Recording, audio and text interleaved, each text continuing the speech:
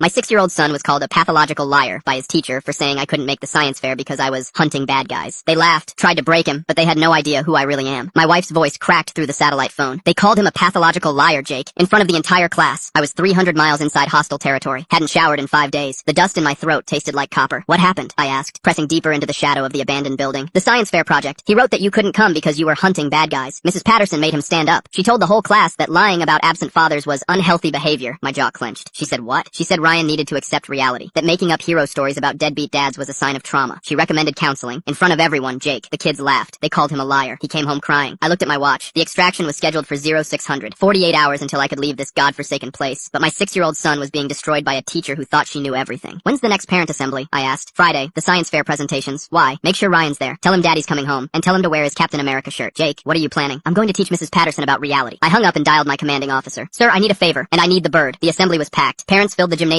phones out, ready to record their kids presenting projects about volcanoes and solar systems. Mrs. Patterson stood at the front, clipboard in hand, smiling her condescending smile. Ryan sat in the back row, alone. The other kids had moved away from him after the liar incident. My wife told me later that Mrs. Patterson had just finished praising another student when a parent in the back stood up. Excuse me, Mrs. Patterson, I have a question. The teacher turned, annoyed. We're in the middle of presentations. Can it wait? No, the parent said. I don't think it can. Then the sound started. Low, rhythmic, growing louder. The windows rattled. Coffee cups on tables started to vibrate. What is that? Someone asked. The sound became a roar that drowned out everything. Parents looked around, confused, scared. Then the lights in the gym dimmed as something massive passed overhead. Mrs. Patterson walked to the window. Her face went pale. A Black Hawk helicopter was descending onto the school football field. Is that the military? Principal Davis stammered. The helicopter touched down. The side door opened. I jumped out in full tactical gear. Kevlar vest, combat boots, the American flag on my shoulder, dust from 3 countries still on my uniform. I walked straight toward the school entrance. The gym doors burst open. I stood there, backlit by the gymnasium lights, rifle slung across my chest. The entire assembly went silent. Mrs. Patterson, I said, my voice carrying across the room. I'm Ryan's father. Sorry I'm late. I was hunting bad guys. Her clipboard clattered to the floor. Ryan stood up, eyes wide. Dad? I walked down the center aisle. Parents scrambled out of my way. I stopped in front of Mrs. Patterson. She looked like she was going to faint. You told my son he was a liar, I said quietly. You told him his father was a deadbeat, that his stories were fantasies. I didn't know. You didn't ask. I pulled out my military ID and held it up. Staff Sergeant Jake Morrison, Special Operations, 12 years of service, 3 tours overseas, currently on emergency leave because my son's teacher decided to humiliate him instead of picking up a phone. The parents started murmuring. Phones were recording everything. You want reality, Mrs. Patterson? I continued. Here's reality. While you were teaching kids about baking soda volcanoes, I was dismantling actual bombs. While you were safe in your classroom, I was making sure threats never reached your doorstep. And while you were calling my son a liar, I was earning this. I unpinned the bronze star from my vest and held it up. This is for valor in combat. I got it for saving 3 civilians during an ambush. One of them was a 6-year-old boy, just like Ryan. Mrs. Patterson's hands were shaking. I walked past her to where Ryan stood. I knelt down and pulled him into a hug. He wrapped his small arms around my neck, crying. I knew you'd come, he whispered. I knew you weren't lying. I looked up at Mrs. Patterson, at Principal Davis, at the parents recording on their phones. My son told you the truth, and instead of believing him, you broke him. I stood up, lifting Ryan with me. Come on, buddy. Let's go meet the crew. The crew? The guys in the helicopter. They want to meet the bravest kid.